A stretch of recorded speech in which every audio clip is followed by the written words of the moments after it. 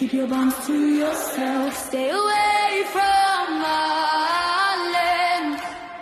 This is our homeland, and our freedom belongs in our own hands. We don't want your democratic bombs. Take your poison, take your fears, and get out. Hey, Israel! You are not freedom, you are captivity. You have no honor, no dignity. You are the enemy of humanity, the murderer of people. We do not trust you. We do not want you. Take your lion puppets, your fallen shots, and all your other filth, and get out. Our liberation lives only in our own hands, not in American bombs. So and free us, no invader brings us peace. What you call salvation comes dressed in fire and ruin. Hello, it's Lan from Straight Talk from the Homeland. Welcome back to the channel. The US and Israel and the brain-dead leaders of the UK, Germany and Australia who support this illegal war against Iran are about to lose a horrific conflict. Unless there's a miracle, in the next few days, a dead Netanyahu, resurrected by AI, and the pedo president of the US are going to destroy the lives of thousands of young American troops in a futile ground campaign and plunge the world into another Great Depression. Persian Gulf states ruled by authoritarian leaders will probably disappear. The American people do not want and have not approved this war. American media like CNN are just as guilty as the puppet president, who will go down in history as the one who ended the US's dominance. It will signal the decline of the US empire. The media have failed to properly inform the American people of the consequences, both to the military and the economy. Instead, they've embarked on a series of stupid discussions about war weapons the Americans will deploy and how they're going to carry out their mission, as illegal as that is.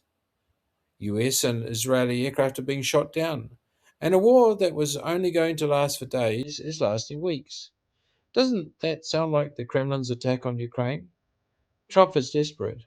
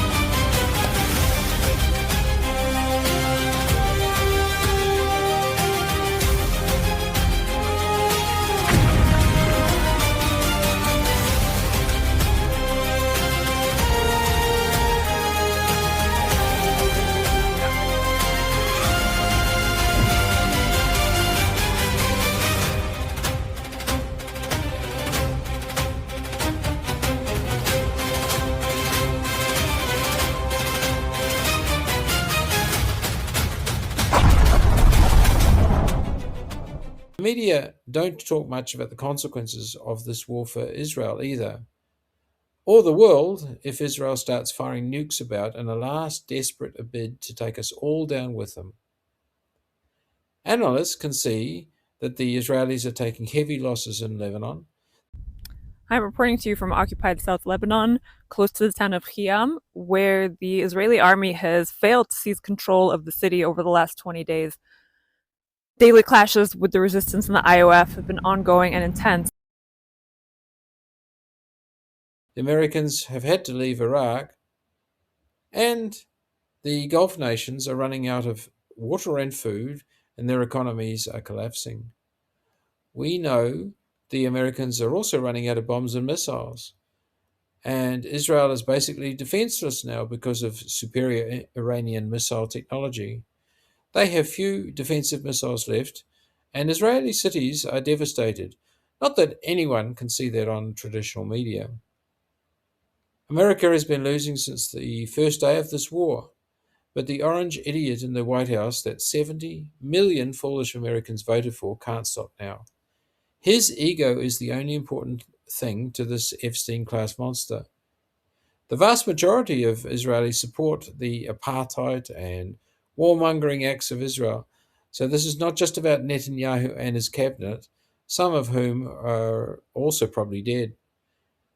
All the foolish Arab leaders who turned their backs on the Palestinians and other Muslims attacked, threatened and oppressed by Israel are going to pay the ultimate price, and the world will be forever changed after this war. Multiple sources have now stated that the missiles that attacked Diego Garcia were fired by an Israeli submarine, not Iran. This is normal for Israel. From the 9/11 horrors to the attacks on Gulf Arab states by Israel, to the drone attack on Cyprus, and to the threat to destroy the Al-Aqsa Mosque and blame it on Iran. No one should ever believe the liars who pretended it was Hamas who destroyed a Palestinian hospital, or any of the countless acts of deception that have characterized Israel for decades. Who are the real terror perpetrators? My final word is for my Australian leaders. Except for the Greens, you've destroyed any hope of your political party surviving in the future. You've oppressed Australians and even endangered them like the heroic Mustang, sucking up to genocidal Zionists and their puppet American leadership. Australia and New Zealand will inevitably suffer a catastrophic economic meltdown. The energy and agricultural sectors will fail because we backed the wrong horse, as the Straits of Hormuz is only closed to nations aiding the US. Instead of sticking to human rights principles that we're proud of, we backed another illegal US war and didn't listen to our people. Instead, the government oppressed them with vile laws. I say this to you.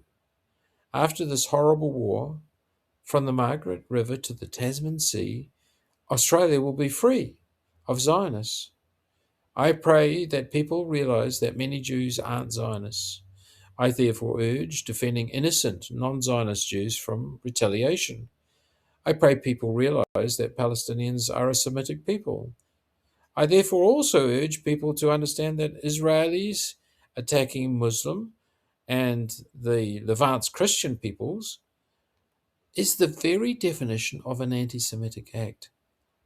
Let's pray for the survival of our world from the satanic Baal followers that we now call the Epstein class.